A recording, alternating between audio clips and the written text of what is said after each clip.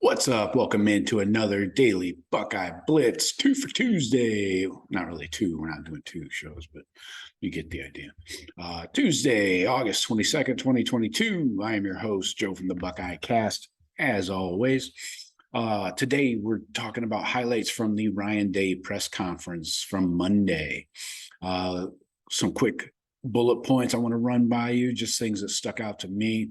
A lot of times Coach Day can say a lot of words without actually saying anything, but today he had some useful information, I thought, and I just want to pass it along with you and tell me what you think. If you agree with what he's saying, or do you think he's being a little too veiled or vague in his comments? So let's kick it off. He says he wants to get practice as close to the games as possible. And the players, he wants them to feel the pressure during the week, like Tuesday, Wednesday, Thursday, not on Saturday. He compared it to going into a test when you're a student. If you know the material cold, then you should be able to breeze right through the test, So he's talking about getting the work done ahead of time, working hard during the week, grinding, feeling the pressure then. So Saturdays, it should be easier, and right now they're trying to figure out who's game ready, just less than 2 weeks away from first game. So he's excited to have CJ Stroud, a second-year quarterback. Of course, he can take on a lot. He wants to see improvement across the board, though, not one single area. He said that CJ sees the game well. He has good suggestions.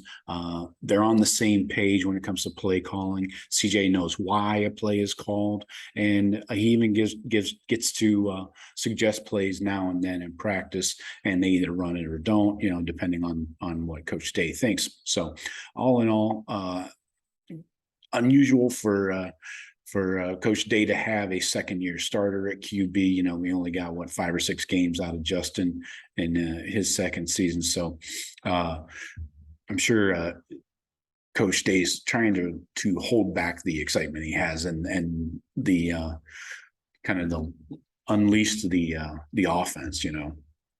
He did say that he is comparing types of quarterbacks, and he said that there's things called carnival QBs who can throw a football through a tire, but they lack the spatial awareness and learning and leading. And he said you don't know what kind of quarterback you have until the bolts are flying and they're in the fire, So he said CJ is definitely not a carnival quarterback, but I thought that was a funny term. And on Kyle McCord, he said he just needs to have that mindset like he's going to play every week, and keep grinding, keep improving and stuff, So this is only his second year in the program, so you got to keep that in mind. He touching on the team's health, he said they should be at full strength by week 1. But then he said later that Cam Babb suffered a setback recently. It's not long term. He'll be out a couple of weeks, so I don't know. I don't think they can be at full strength if Cam Babb is out for a couple of weeks. So we'll see how that plays out. Maybe it'll be a game time decision or something. In talking about the secondary, he said JK and Jair are getting better. They're getting close to game ready, maybe not quite 100% game ready, but that helps, adds that depth to the much needed cornerback position.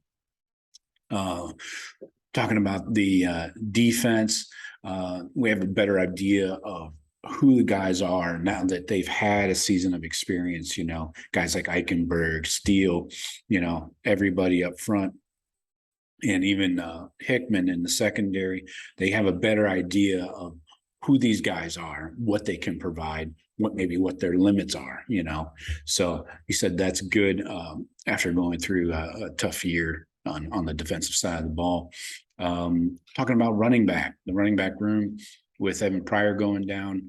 He said he's impressed with Dallin Hayden. He is our third running back. He probably won't fill the role that Evan Pryor was going to fill with the touches they had kind of mapped out for Evan Pryor, but he needs to continue to grow. Dallin Hayden does, and right now I think he gets in the game probably early in the season too, especially against like Arkansas State and Toledo. So keep that in mind. He did say that Chip Trainum practice one day at running back, and he gives them an option in case of emergency, kind of a break glass, if two running backs go down where they can flip-flop him over to some running back. But all in all, I would not expect a position change from Chip Trainum at all. Players that Coach Day's been impressed with are Stover and Rossi at the tight end position, and Julian Fleming in the receiver, and Teron Vincent and Ronnie Hickman on the defensive side of the ball. And he's been very impressed with in fall camp. He said the three things they wanted to get done in this camp were they wanted to address toughness, discipline, and skill. So he feels they've done all of that. And then this is in all phases of the game, all position groups, toughness, discipline, and skill. So if he's happy with those three areas, then let's see it on the field, right? So that's all I got for you today. Tomorrow I'll probably talk about some Jim Knowles quotes from Monday's press conference. He had a ton of interesting things to say. So keep it locked in here as always, and check out the YouTube channel and obviously the podcast feed. And hit me up anytime. Give me a comment. Give me whatever. I'll talk to you later. Go Bucks.